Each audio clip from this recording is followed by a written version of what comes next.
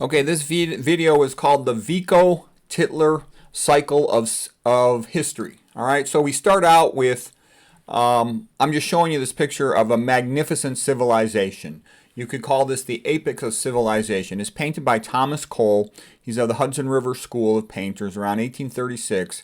He, I think, is the greatest story painter of all time. His two series of paintings, this one called The Consummation of Empire, as well as his other series of paintings called The Voyage of Life. I've done previous videos about him.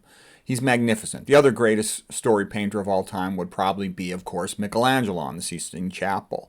So anyways, here's this magnificent civilization enjoying the bounty of their wealth. All right, so let's get into what Vico and Tytler said.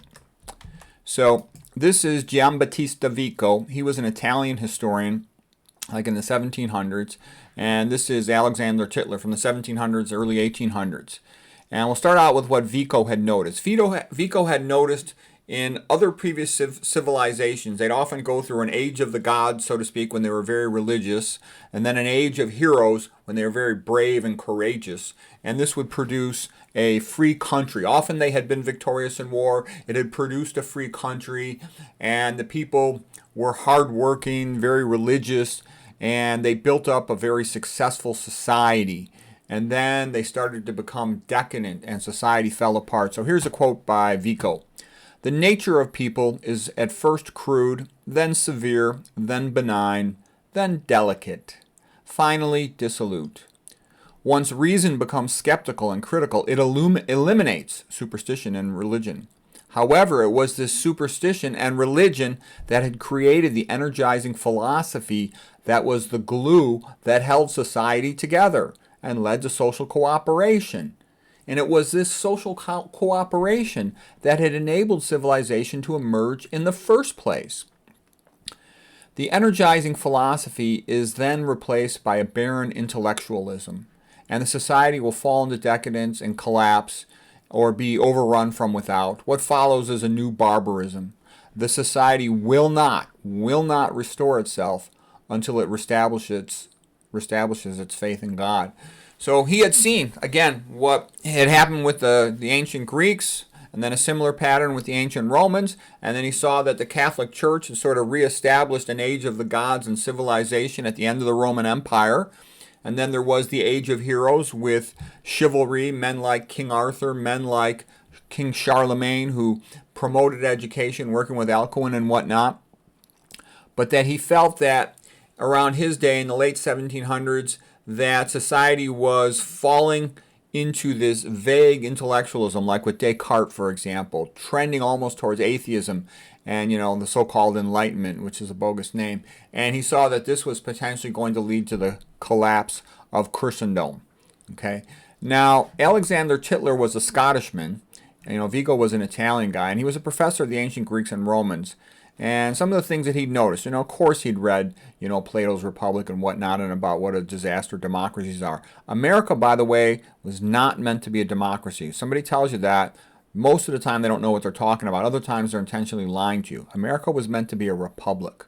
Okay? So Tytler says democracies are always temporary. They last until the majority realizes it can vote for candidates who promise the most benefits from the public treasury. Then the society will financially collapse. And this is always followed by a dictatorship.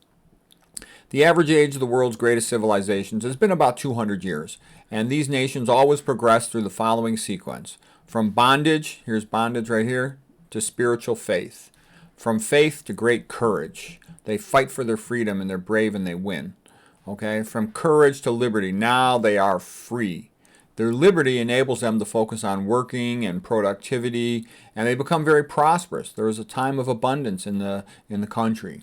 From this, though, they start to fall into complacency, entitlement, self-absorption, hedonism. Hedonism weakens men. A very good book about how hedonism weakens people is like The Brave New World by Aldous Huxley. There were two sort of great masterpiece books about a society's collapse. And one of them, of course, was, George Orwell, both his Animal Farm and his 1984, of societies collapsing due to, excessive control of them, if you will. Okay, all the things that go with that. That was the one point of view. too much centralized control of the people. But the other one was Aldous Huxley. The people become dissipated. They start abusing substances, becoming intoxicated, becoming lazy and hedonistic and whatnot. Okay, so anyways, then they fall into this worsening apathy until they become sort of incompetent and are dependent on others. And then total control is taking over them, and they were passed back into slavery. Okay, and the modern word for slavery is, you know what it is. Starts with a cow, then a moon, and then east. Okay, so that is the Vico Tytler cycle of history. And I just want to show you some paintings, because these paintings are magnificent. So this is from Thomas Cole, and sort of the bestial savage phase. You can see the guy here hunting with a bow and arrow, and the people just trying to make some food for themselves, to get some food for themselves. Then you've got a little more progress, and then now you have homesteaders, okay? And he's catching some fish, they're growing some crops, they're a little bit better off than they used to, and they can live in one land, live in one spot. Okay, and then they sort of have a agricultural pastoral paradise, sort of characterized by the Greek scene of Arcadia. Okay, and this is sort of the beginning of the golden age, if you will. And then this painting right here, again by Thomas Cole. All these paintings in this thing are by Thomas Cole. It's called The Artist's Dream. And the artist can see in his mind's eye this magnificent society with churches, cathedrals, and with great buildings sort of characteristic of Greco-Roman architecture. And he sees the whole thing in his mind's eye and starts to develop it. And it comes to fruition. And the society is prosperous and rich, and this is as good as it gets. Life's never perfect, but this is as good as it gets for society on Earth. They're wealthy, they have time to become educated, they have time to pursue their hobbies, they have time to live a decent life with decent health and a decent society and feel safe and stuff like that. Okay, but the society becomes decadent and dissolute. I kind of went through this slide already, this one here, so I'll go to this one. All right, and so here is the continuation of the Thomas Cole series of paintings called The Course of Empire. And now the society has become dissolute and weak, and the invaders come, and these are Viking ships, so let's say these are the Viking invaders. And they find the people weak, lazy, they have lost their martial virtues, if you will, and they are conquered from without. The Vikings come in and kick their butt, burn down their great buildings, burn down their religious buildings, destroy their society. The women get, you know what, R.A.P., you know what. The men are K.I., you know what. And it's a sad disaster for the society. And then the barbarian invaders are too stupid and uneducated to do anything useful with the society, so it ends up in ruins.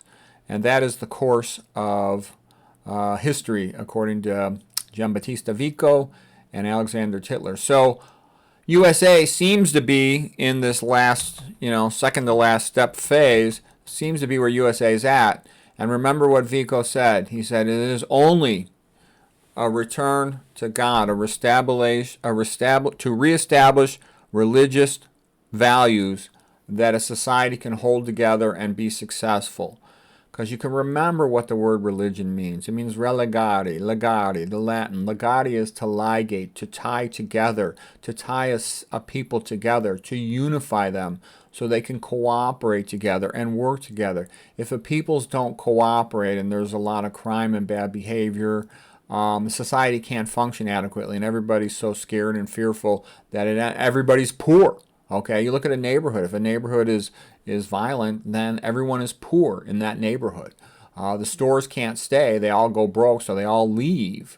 And USA is sort of trending into this pattern with open you-know-what down south. And over approximately, I just heard 45 million you-know-what from across the open you-know-what down south.